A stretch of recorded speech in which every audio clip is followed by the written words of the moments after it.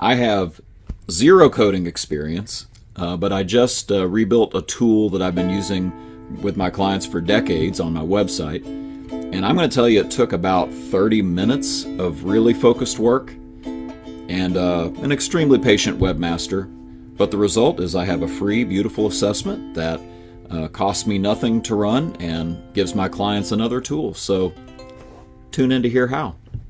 Welcome to It Doesn't Take a Genius. Ramsey! Marshall, welcome to my vibe coding episode. Thank you for this. Your vibe coding episode. Nice. Listening to your intro, you've got an assessment, and I have taken it. For how many years had this been picking your pocket? Have you been paying for this? Oh, it's been 10 plus years. And it's a really nice tool. It's called Typeform. It's a Typeform form, and it lived on my website, hipsocket.net. It's called the Professional Life Self-Assessment. And I just, the rates are going up on Typeform, and so I decided, what the heck, I chose Grok as the AI I was going to pay for to experiment with this, with much reservation and skepticism. But Grok has come out with Grok Build, which basically loads some software into my Mac, where when I access the terminal and I'm straight putting in written prompts into the computer, I'm basically pulling up a program called Grok Build that does the work for me in many ways. It is coding for me, and created a brand new version that is not Typeform but has a lot of the same features. It's not going to cost me anything. I basically just had to load it onto my WordPress site, and so it lives on hipsocket.net. And I will just say it was kind of scary how quickly it came together, and I had to give it a tighter prompt. The first prompt I tried was no good, and my webmaster Lee, God bless you, Lee, extremely helpful, very patient, let me test several versions of it once I had it up and running and had the interface to use on the website, and then also the PDF report that it generates to make sure they were working accurately. But yeah, it's live right now on our website. Oh, that's cool.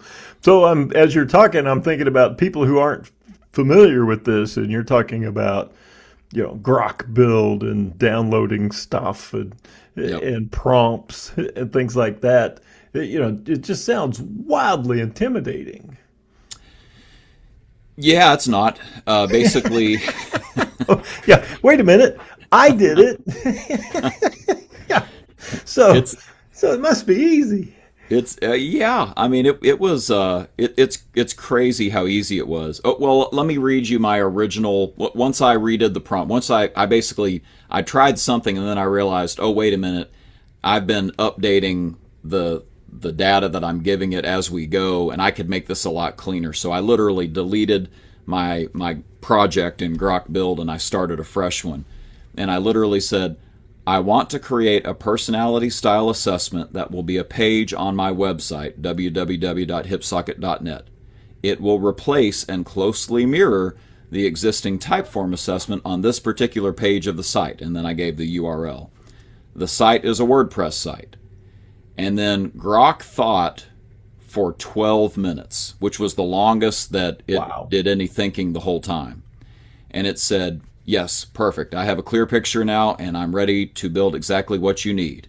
Confirmed requirements. And then it listed how the assessment worked. I didn't tell it. It told me, like, yeah, this is how your assessment works. I'm like, yeah, that's what I came up with about a decade ago. And it said, here's what I'll deliver. And next step, I need you to give me these things. Give me the questions you want to ask. Give me the, what's your logo? What's the branding look that you're going for?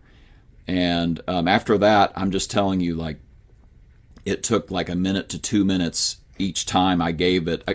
I dumped in tons of data, and then you could just see Grok Build start writing code. it's showing you the code that it's writing all the way down, and then it says done. Go and I created a file on your website, or excuse me, on your desktop. Go there and start building it, and double click on this and see if that's what you want. Is that what you want? Then I'll start building it. And after that, it was just sort of me giving little hints like, oh, I don't like the way those pie chart slices look. I'd rather them to have, this or that. You gave me the suggestion of, on the PDF, there ought to be some concentric circles so you can see, 25th percentile, 50th percentile, 75th percentile. It made that little adjustment once I told it to. The end.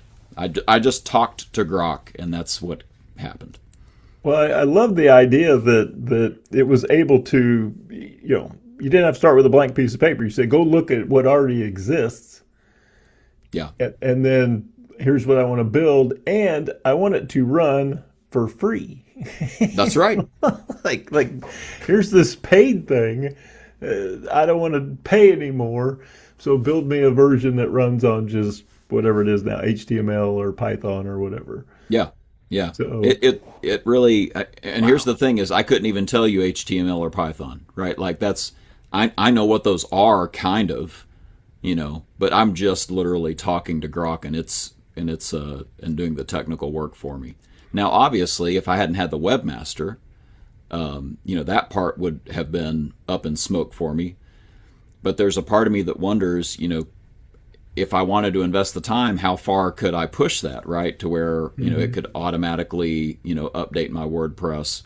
I'm not sure I'm comfortable with that, because that's really monkeying with stuff that, could tank my whole website. But yeah, I mean, it's kind of scary that, the meme you see a lot of times online right now, you can just do stuff. I just did it. I just tried it, and here we are. Oh, that's amazing. So, including writing this script for, not the script like every word we're saying, but, I asked it to sort of, here's the things I'd like to talk about in this episode, Grok. Make sure I cover this ground, give me an outline. And then I had it revise itself, and I said, I'll be doing this with my co-host, and he always will have some good color commentary to say at the end of anything we talk about. So it literally started inserting, Mike will give color commentary here about these subjects. Mm-hmm. And then you did something. So yeah, you sent me the script, and yeah, there was no color commentary. I was going to have to actually think. So that seemed like a lot of work. The most damning thing you've said to a millennial or a yeah, I don't have time to think using my cognitive abilities. So to be funny, I took your script, yep, and I put it into ChatGPT with a prompt that said, "Read this script." And then where it references Mike will add color commentary. Write me some witty things to say in the style of, and you always have to, that's the embodiment of, or in the style of, Jay Leno, Dave Barry, and Robin Williams. And so I thought I'd get, 3 kind of different styles. And then it wrote those. So one of the things that AI is notoriously bad at this point still is humor. Yeah. If you listen to any comedians talk, they've tried it, they've put stuff in, and the jokes that just come back are lame. Right. So, and one of the reasons is because, there's this thought that it really doesn't invent anything new or original. Yeah. It just repurposes what already exists. And I think humor is based upon complete surprise. It's about surprise. Yeah, I didn't expect it to turn that direction, or it was leading me this way. So it's not good at that. However, it's good at it accidentally, right? Like, the AI slop is funny. Yes.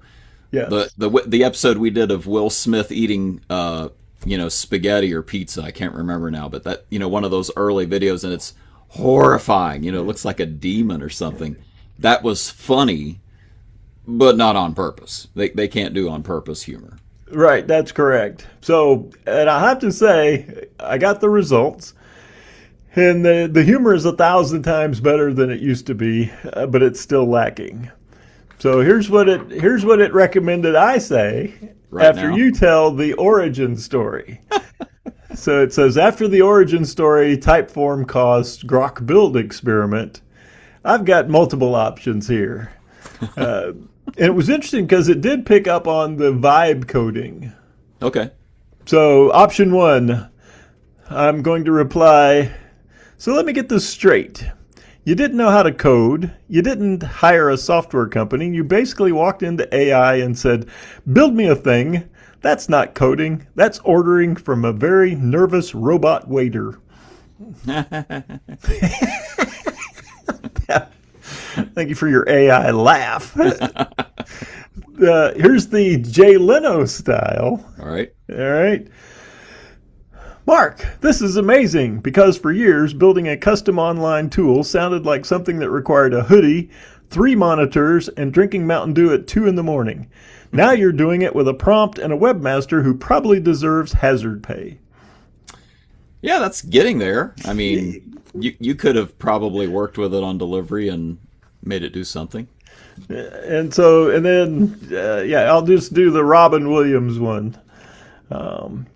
It's like you walked into the digital garage with no tools, no training, and said, computer, I want a wheel. And the AI said, fantastic. Would you like that in HTML, PDF, emotional growth, or mild existential crisis? Good grief. I mean, no. So you're going to be doing this to us the whole time that we're doing this episode. It's going to be great. I've just picked out the ones I thought were the best. There was one more. The last option it gave me after the intro to this topic was option 5, simple and punchy.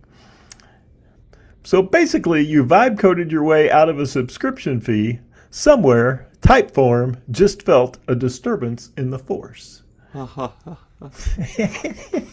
like it's so close.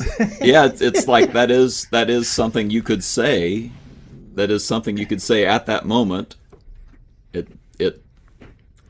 don't know. I guess that's why I don't get too hung up right now about AI replacing humans. Right. You know, the whole thing about AI with humans is going to replace humans. A human with AI is going to replace humans. But I don't know. We'll talk about that as we wrap up. Let me give you this. The reason that this thing even exists, right, is to serve humans. Right, the reason I came up with the Wheel of Professional Life, which borrows heavily from the book Coactive Coaching. They have a Wheel of Life assessment that they use in that book. It's a wonderful little tool, and I just thought I want something for people who say I'm not planning on being on Oprah. I don't want to have a life coach, but I'm working on something at work and I'm stuck and I would like some help in my professional life. And so I tried to fine-tune this thing to just be about professional life because, that the common thing that happens to people who come to me as a client or a potential client is just something feels off, but they just don't have a lot of clarity about why they're not progressing at work or feeling fulfilled at work or, man, maybe I should quit my job or, I can't get these people to do what I'm asking them to do, but I don't know, what's the problem? And so the Wheel of Professional Life is to give you this picture on a pie chart of all these different spokes and give you a chance to say, my ride's pretty bumpy. Is there something wrong with the wheel? Could it be a little fuller and a little more smooth? Mm-hmm. So that's the idea is that, if you're feeling off in parts of work life without a clear picture, then this maybe gives you a base point on where to start. So, the fact that I'm using AI in this aspect of it is not about, AI solve our human problems. It's about AI speed up this process of me creating something that I have created to go serve. I don't know if that makes sense, but that's the goal here is to deal with the problem most leaders face. Oh, yeah. Well, and it's one of those things where it starts a conversation. Yeah. And now we can have a conversation about bright spots and opportunities, right? Here's where That's the it. assessment says, "Hey, you're doing really good." And here's where the assessment says there could be a deeper discussion to be had here. That's it. And you and I both offer, I think you maybe call it something different, but, I offer free discovery sessions, exploration sessions where, by the end of the conversation, even if you decide not to work with me, you're probably going to have more clarity about what it is you want and, what's getting in the way of that and where you might start addressing that thing that's getting in the way. That's free of charge, but it has to start with, well, what are you noticing? And so that's where the Wheel of Life comes in. Oh, that's fantastic. Yeah, I actually did this 20 plus years ago for a client. They wanted a similar tool, and we had all the questions, and the questions were 1 through 5, and you numbered them. And then you added up all the total of the questions for each category. This one was more of an overall life assessment. There was family, health and wellness, things like that. Yep. And then you took those totals and you plotted them on the circumplex. Yep. And then you drew, you connected those dots. And so you would get a wheel similar to the one that's now produced graphically Yeah. by the machine. But yeah, we had to do this all by hand back in the Right. day. But it's the exact same concept. Yeah. So that's what it is. And I guess should we show it to people? Well, hang on. Wait. Oh, do you have some color commentary for me? ChatGPT says I should say the following as color commentary. And it's interesting. It gave up on the whole Jay Leno, Dave Barry, Robin Williams thing. It just decided, well, I'm tired of that. So it just wrote me different responses. In option 2, the work-life wobble. That's the thing about professional life. When one spoke is weak, you don't always notice it right away. You just feel like the ride is getting rough. Pretty soon, your career feels like a shopping cart with one wheel that wants to go to Arby's. The Arby's line is nice. So the last line is the punchline. Option 3, leadership and diagnosis. A lot of leaders know they're tired, frustrated, or stuck, but they don't know where the leak is. This tool is like putting the car up on the lift and saying, there it is. Career development is bald, communication is out of alignment, and culture has a nail in it.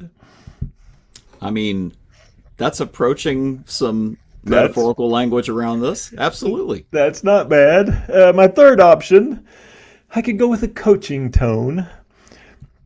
What I like about this is it gives people language. Instead of saying, I'm burned out, they can say, my recognition score is low, or I'm not getting enough creative expression. That's a lot easier to work with than just walking around saying, my soul has a check engine light. Okay. I'll give him that. That's not bad. My soul has a check engine light is the name of a band, a podcast. My soul. A best-selling book. I don't know. Maybe we'll have to check to see does it already exist. But I was going to say they might already be out there now at this point. Yeah, my soul has a check engine light. I'm going to. Or some AI has copyrighted it over the last 30 seconds. Yeah, and already written the book, published it, and is on a speaking Right. tour, talking to Merv Griffin or somebody. So, All right. Well, let me pull this up here. Yeah, because now it says you should introduce the assessment. Yeah. So here's my website. Right. Can you see it? Is that showing? Yep, looks good. Okay. So what I'll do here is click on self-assessment. Can you see the self-assessment now pull up? Mm-hmm. And so I don't know. I'll fill something out here from me. And the cool thing is you can just type in the numbers. And so it's asking you questions like, I am thoughtful about the impact of my communication. 1 through 10, how much do you agree with it? And, if I hit 9, it moves on to the next one. And this one, it says, I feel valued and affirmed at work. How much do I agree with it? Well, I'll say 1, and I'm doing, now I could do it with my cursor as well, right? But Right. so just for the sake Oh, of time, see, I'm just gonna. I didn't know that. I clicked on each one with the cursor. I didn't know you could just type it into the Yeah, keyboard. What? yeah. It's What? You and that young was something that kids. Typeform did that I really wanted, and so that was a revision I made. Is could you make it like Typeform on that? Oh, that's So cool. so anyway, I'm just I'm entering numbers on about it says 35 questions total here, Right. and then it spits you out to a final page. And what area do you anticipate being the highest? Here's the list. I'll say relationship, and then what factors have made it strong for you? I put in something. What area do you anticipate being the lowest? Creative self-expression. Regardless of the score, which area do you see as your greatest opportunity? Well, I need to get better at results. What's the current state of this area? What would you like to create in this area? What's getting in the way? And then you submit. And it says, thank you for completing the assessment. Mark will prepare your personalized Wheel of Professional Life PDF and email it to you. Submit. I like the And you're part where it done. says Mark will prepare. Yeah, it's me. This is Yeah, yeah. personal. You're back there with a green visor on, All right. poring over these answers, sketching out a wheel. Well, what I do is I wanted to have some control over the thing being sent out, and so let me see. I'll stop sharing on the website and let me share. I've got a sample pulled up here so you can see it, and this is what it looks like.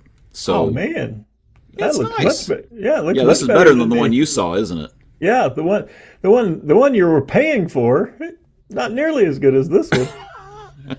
It's cleaner for sure, and it goes red, yellow, or kind of a hip socket blue, depending on if it's a low score, a mid score, or a high I think score. that's American flag blue. Yeah, this is the hip socket blue, to be fair.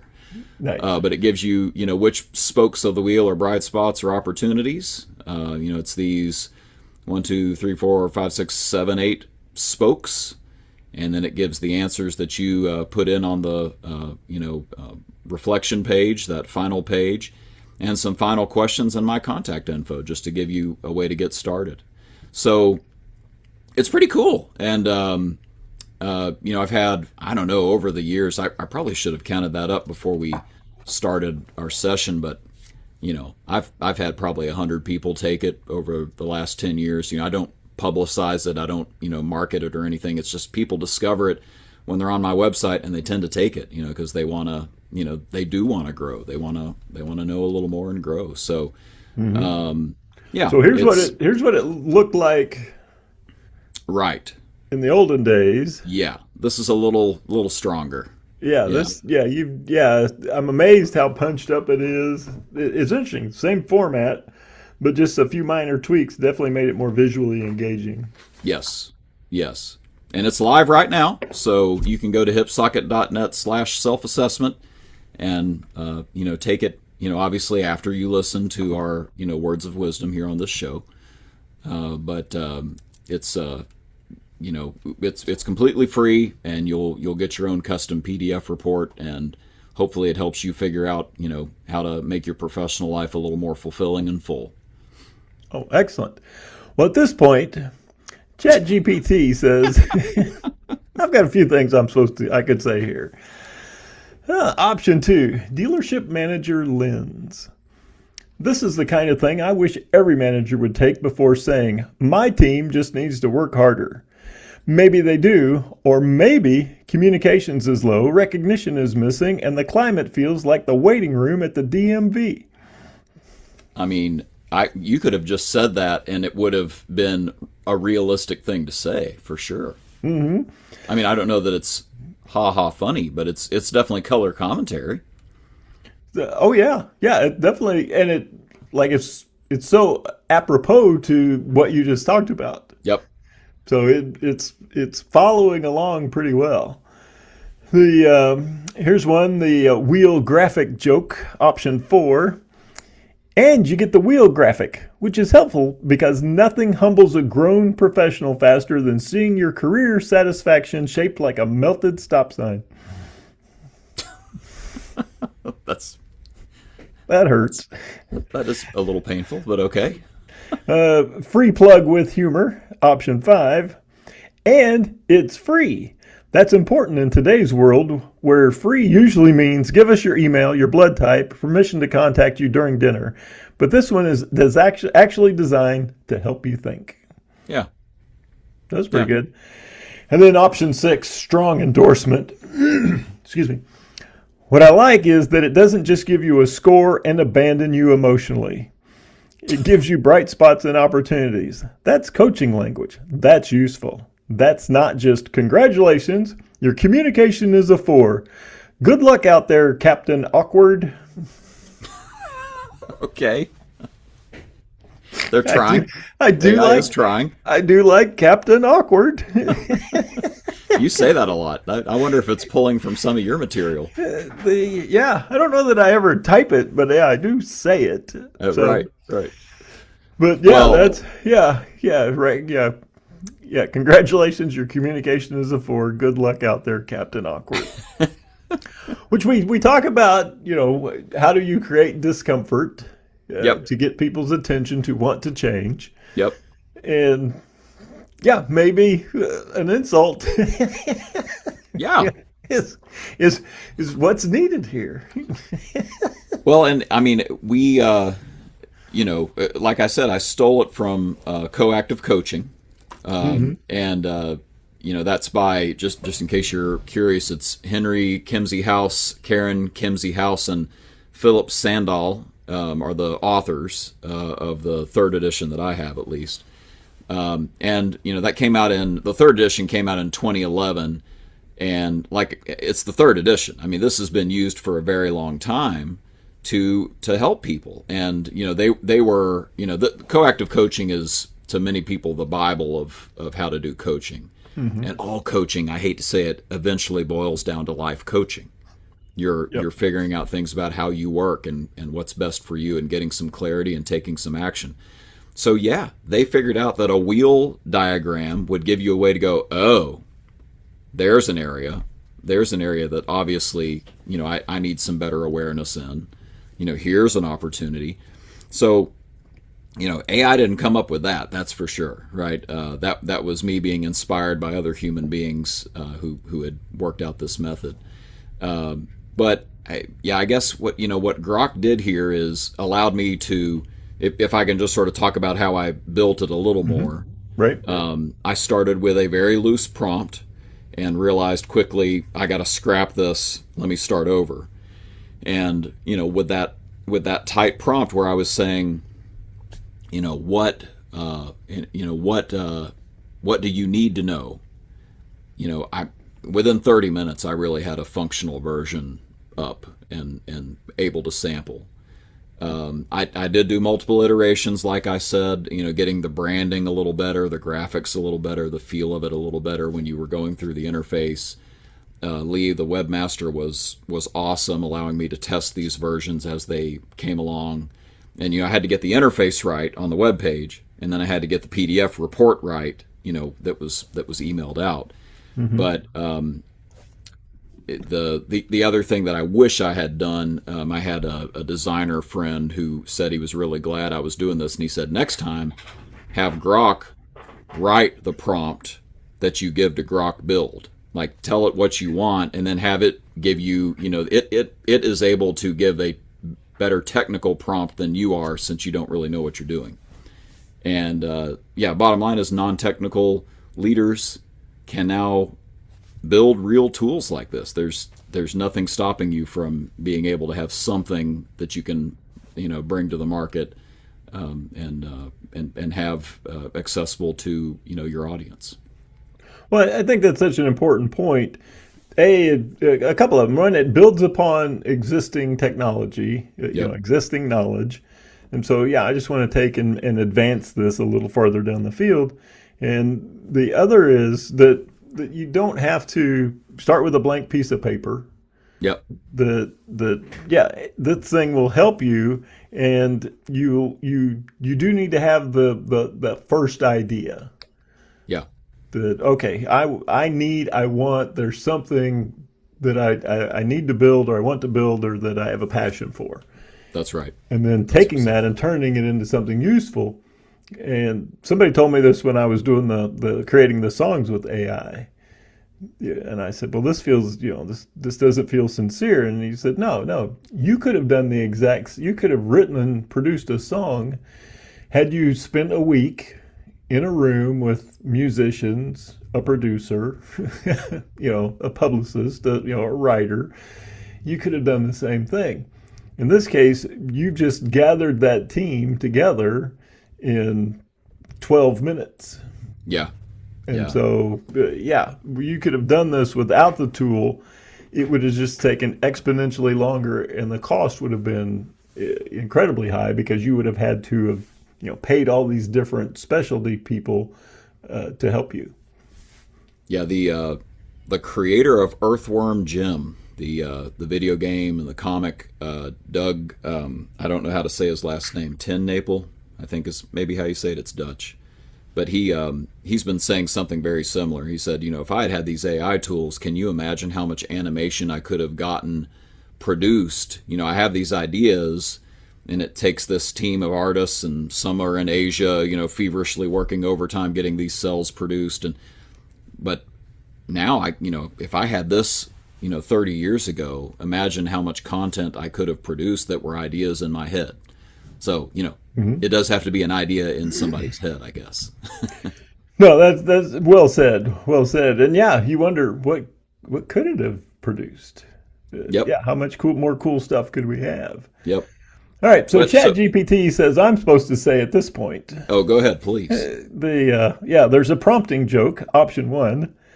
This proves something important with AI. The first prompt is usually like giving directions to someone while you're both blindfolded.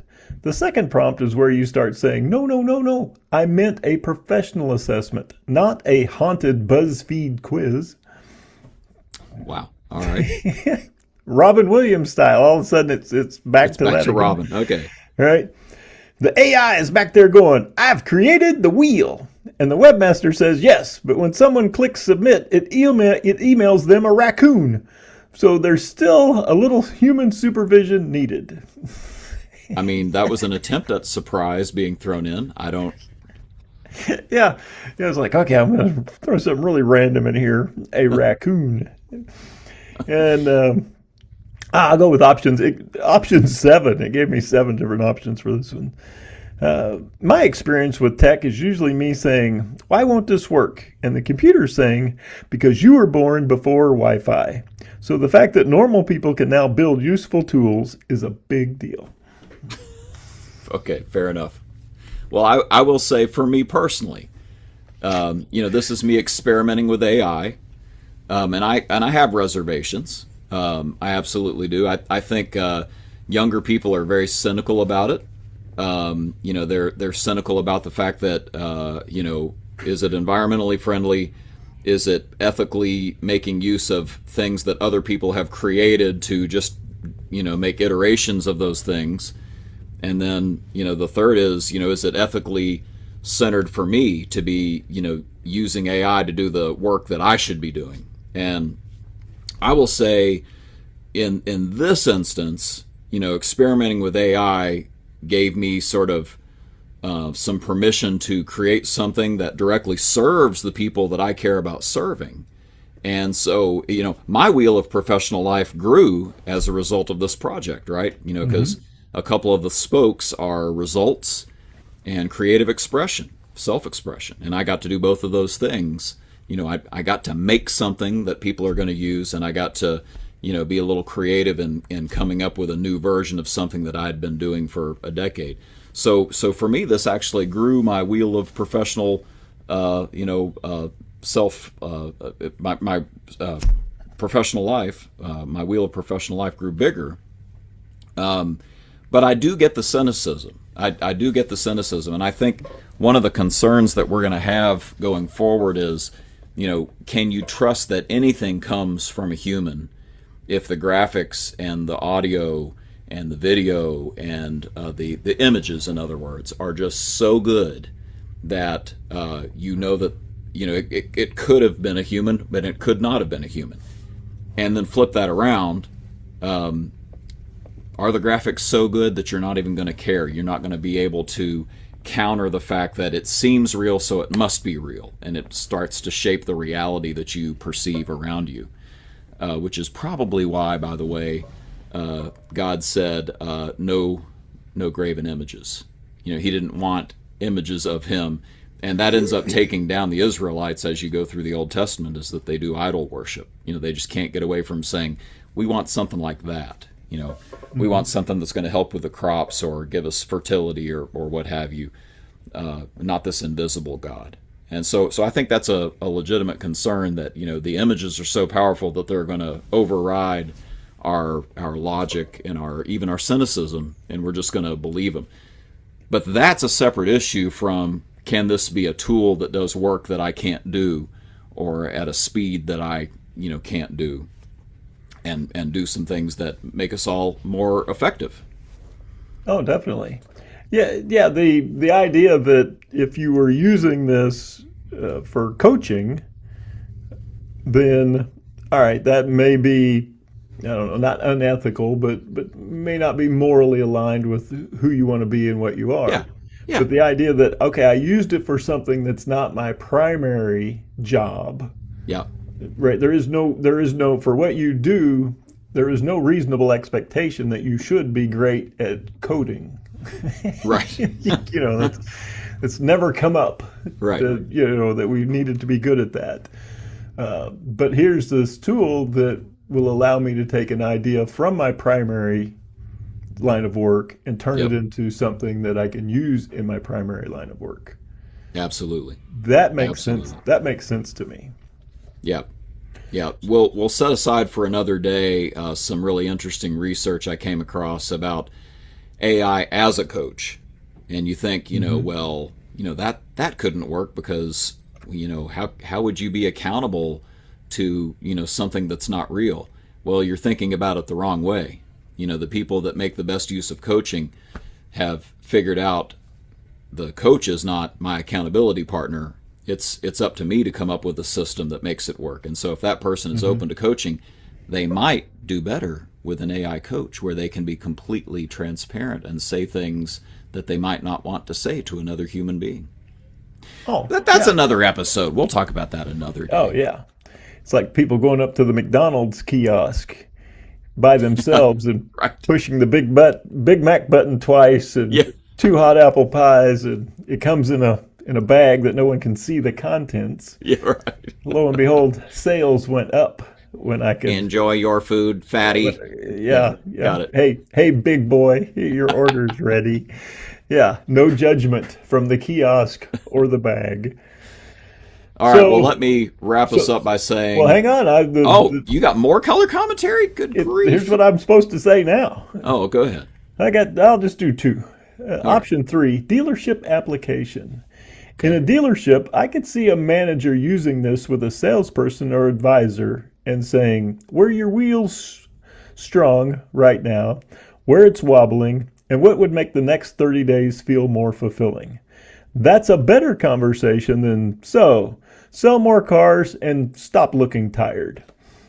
Yeah. I mean, honestly, that is what I'm hoping will happen, is that people pull this up and go, there's where I'm low, there's where I'm high. So it's built into the tool to even tell you that, the bright spots and opportunities. So I hope that's true.